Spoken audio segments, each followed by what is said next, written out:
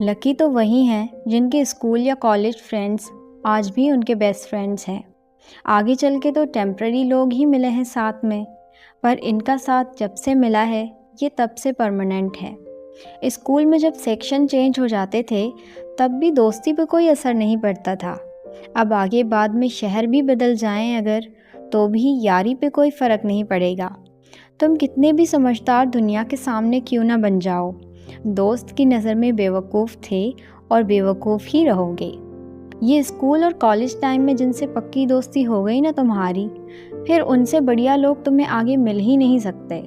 इनसे बातें बेहिसाब होती हैं, कितने वक्त बाद भी मिल रहे हो ना, ऑकवर्ड फील नहीं होता। उल्टा जवाब देना यहाँ प्यार माना जाता है। इज्जत से बात करने का कोई सीन नहीं होता।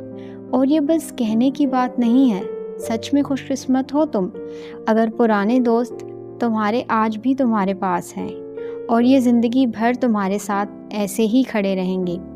तो संभाल के रखना इन्हें, इनकी दोस्ती में कुछ अलग ही बात है। अगर ये वीडियो आपको थोड़ी भी अच्छी लगी हो तो अपने दोस्तों के साथ ज़रूर शेयर करना और ऐसी ही और वीडियोस के लिए चैनल को सब्सक्राइब कर लेना। मिलते हैं अगली वीडियो में, तब तक के लिए अपना ख्याल रखना।